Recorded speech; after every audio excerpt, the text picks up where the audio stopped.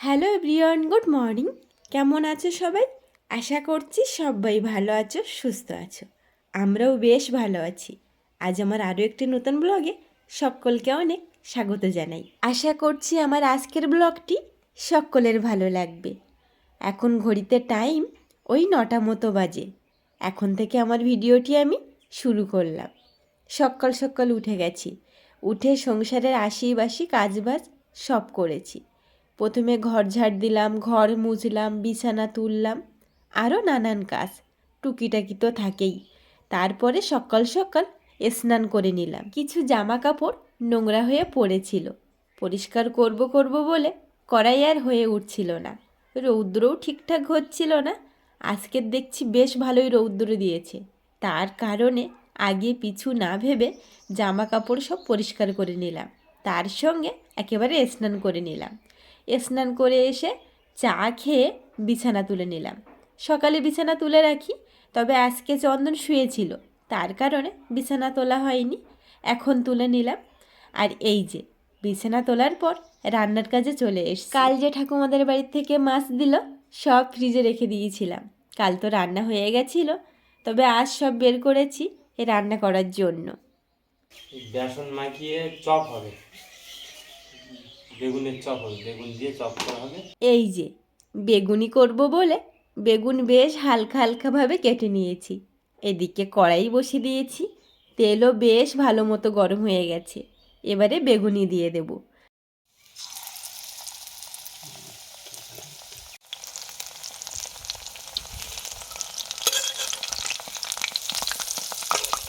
বেগুনি তৈরি করার ব্যাটার কিন্তু হালকা হয়ে গেছে, ভালো হয়নি। সেই বেগুন ভাজাই হয়ে গেল লাস্ট, বেগুনি আর হলো না। তো যাই হোক, বেগুনি হয়ে যাওয়ার পর তারপর ওই তেলেই ভেজে নিলাম মাছ। কড়াইতে একটু তেল বেশি ছিল, ওই তেলেই মাছ ভেজে নিলাম। ছোট ছোট মাছ তো একটু বেশি তেলেই ভাজলে ভালো লাগে, না হলে তরকারিতে দিলে কেমন একটা হয়ে যায়। তার কারণে বেশি তেল দিয়ে মাছটা ভালোভাবে ভেজে নিয়েছি। মাছ একটু কড়াইতে লাগার ভয় ছিল, তবে তেলটা বেশ ভালোই গরম ছিল, তার কারণে কড়াইতে আর লাগেনি। এই যে এটা বেগুনি না, বেগুন ভাজা হয়ে গেছে।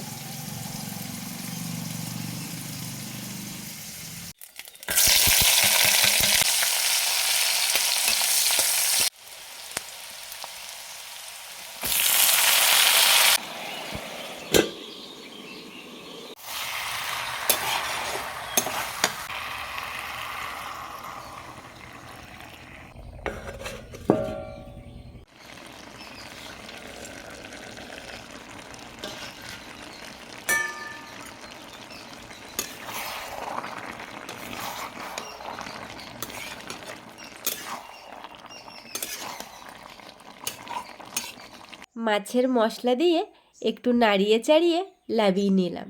আজকে বেশি কিছু রান্না করতে পারলাম না। আলু, বেগুন আর সজনের ডাঁটা দিয়ে মাছের তরকারি। আর বেগুনি করতে গিয়ে বেগুন ভাজা হয়ে গেছে, ব্যাটারটা একটু হালকা হয়ে গেছিল, তার জন্য আর বেগুনি হয়নি। আর এদিকে আছে গরম গরম ভাত। রান্না বান্না সেরে একেবারে খাওয়ার কাছে চলে আসলাম, কারণ আজকে রান্নার পরে তেমন বাসন বার হয়নি। কড়াই আর একটা থালা বার হয়েছে, দুটো জিনিস। আজকে তো তেমন কিছু রান্না বান্না হয়নি, একটাই তরকারি রান্না হয়েছে, তার জন্য বেশি বাসন বার হয়নি। তো একেবারে খাওয়া দাওয়ার পরে ধুয়ে পরিষ্কার করে রেখে আসলাম। আর এদিকে আসলাম, সকালবেলা যে জিনিসপত্র পরিষ্কার করে দিয়েছিলাম সেগুলো সব শুকিয়ে গেছে, বেশ ভালোই রৌদ্র দিয়েছে। এবারে এগুলো ভাঁজ করে পরিপাটি করে গুছিয়ে গাছিয়ে রাখতে হবে।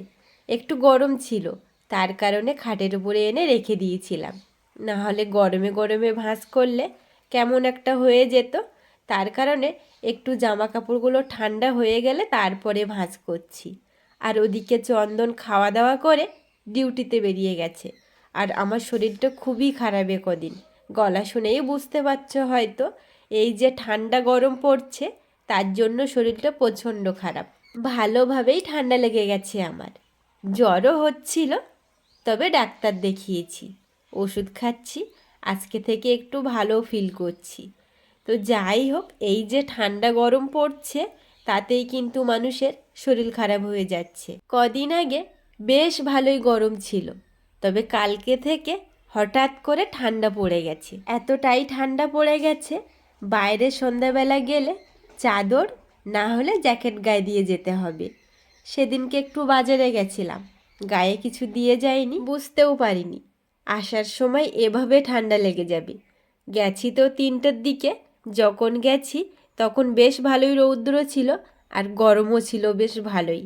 তার কারণে কিছু নিয়ে যাইনি, ভেবেছিলাম আসার সময় ঠান্ডা লাগবে না, চাদরও নিয়ে যাইনি। গেছিলাম বাইকে, বেশ ভালোই ঠান্ডা ধরে গেছে, জ্বরও হচ্ছিল, তবে ওই যে ডাক্তার দেখালাম, ওষুধ খাচ্ছি, এখন ভালো আছি। তো যাই হোক, আজকে জানি ভিডিওটি একদম ছোট হয়ে গেছে, তবে শরীরটা সত্যি খুব খারাপ। তো চলো ভিডিওটি এখানেই শেষ করছি। আর ভিডিওটি কেমন লাগলো অবশ্যই কমেন্টে জানাবে। ভালো লাগলে একটি লাইক করে দেবে এবং সাবস্ক্রাইব করে দিয়ে আমার ছোট্ট চ্যানেলটির পাশে থাকবে। সবাই ভালো থাকবে, সবাই সবার পরিবারকে নিয়ে সুস্থ থাকবে। দেখা হচ্ছে নতুন কোনো দিন, নতুন কোনো একটি ভিডিওর সঙ্গে।